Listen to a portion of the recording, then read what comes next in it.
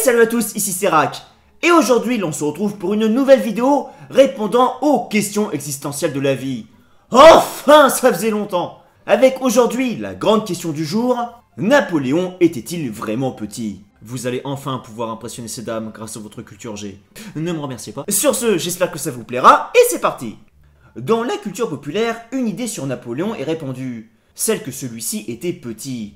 On parle d'ailleurs même de complexe de Napoléon pour parler des hommes qui souffriraient d'un complexe d'infériorité, lié notamment à leur petite taille.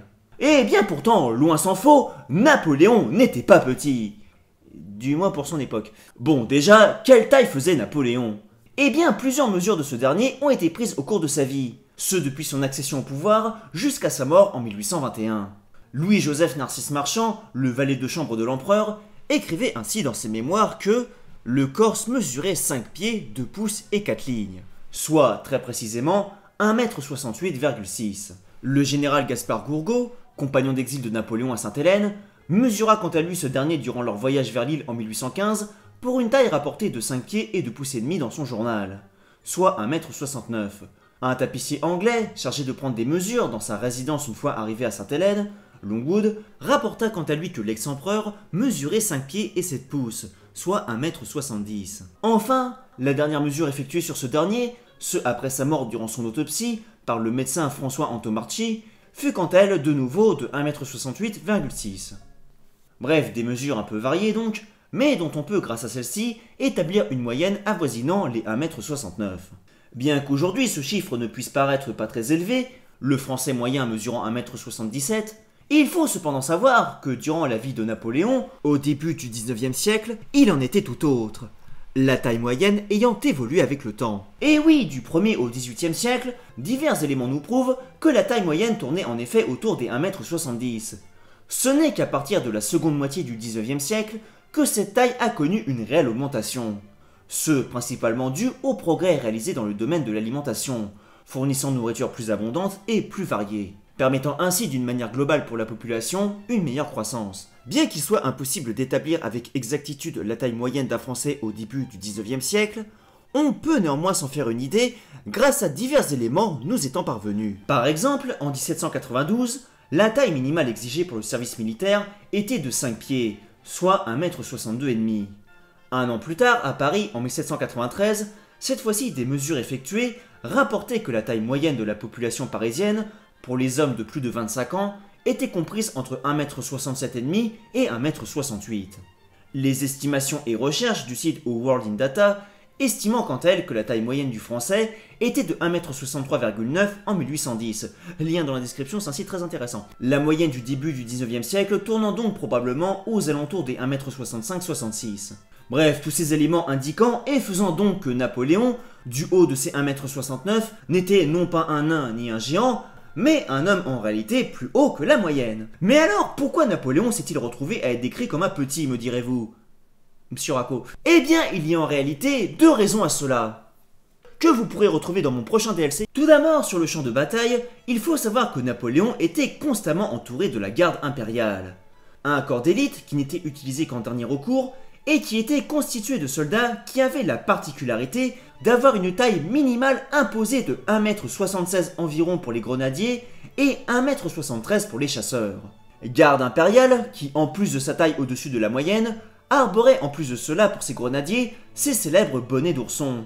Des bonnets à poil mesurant plus d'une trentaine de centimètres et qui grandissaient encore plus ses soldats, dépassant ainsi les 2 mètres au minimum. Napoléon tranchant donc de son entourage lors des batailles et parades, ainsi entouré de sa garde. Chose d'autant plus renforcée par la sobriété de son propre uniforme et son bicorne à simple cocarde, surnommé d'ailleurs le petit chapeau. Et tout ceci sans parler des autres officiers autour de lui qui arboraient pour leur part des chapeaux avec plumets et aigrettes.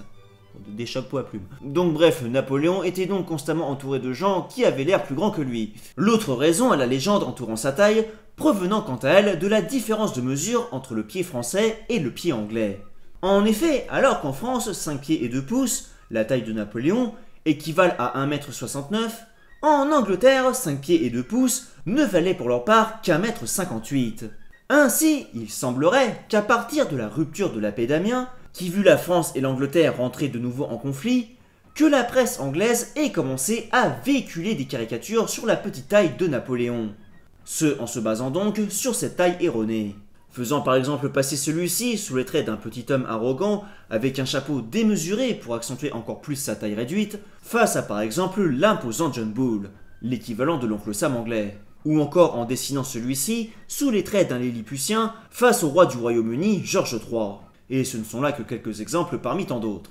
Ainsi, suite à l'abdication de Napoléon en 1815, en France, les monarchistes puis les républicains ne se privèrent pas de reprendre à leur compte cette image erronée de l'ex-empereur créée par les Anglais, ce afin de ternir l'image de ce dernier. Image d'un Napoléon petit donc, qui parvint à survivre jusqu'à nos jours.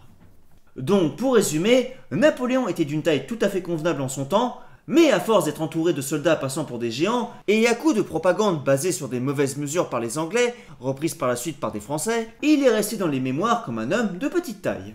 Et voilà, vous pouvez à présent enrichir toutes vos idées grâce à cette anecdote beaucoup trop longue. De rien. Et voilà, sur ce, merci à tous d'avoir suivi cet épisode. Si ça vous a plu, comme d'habitude, n'hésitez pas à soutenir les chaînes sur Tipeee et Utip, ainsi qu'à liker, commenter et surtout partager. Et enfin, avant de terminer, je sais que ça faisait longtemps que vous attendiez que j'en reparle, donc aujourd'hui, j'aimerais vous parler de Audible. Audible est une plateforme audio vous permettant d'écouter plus de 400 000 livres audio en tout genre, ce sur tous les thèmes possibles et imaginables auxquels vous n'avez jamais pensé. Tenez par exemple, on peut écouter du silence. Si ça c'est pas génial. Et grâce au lien de votre fidèle serviteur dans la description, vous pouvez profiter d'un mois gratuit et un livre audio offert, ou même 2 si vous êtes sur Amazon Prime. Lien pour Amazon Prime aussi disponible dans la description. Et je cite, si une narration ne correspond pas aux attentes du client, il peut alors retourner son livre audio et choisir un autre titre. Autrement dit, si le silence ne vous convient pas, vous pouvez échanger ce dernier contre... je sais pas moi, l'un des 714 livres sur Napoléon par exemple. Bon, il vous faudra sûrement un an pour tout écouter, mais... L'abonnement est à 9,95€ par mois après les 30 jours d'essai gratuit, mais la résiliation est possible à tout moment, y compris évidemment durant cette période d'utilisation offerte. Et le plus beau, c'est que même résiliés, les livres audio restent dans votre bibliothèque, y compris donc ceux que vous avez reçus gratuitement. Donc basiquement, on vous donne un livre gratuit. Bref, tout ça, ça se passe dans la description si intéressé. Sur ce, quant à moi, je vous dis portez-vous bien, et à bientôt pour la prochaine vidéo.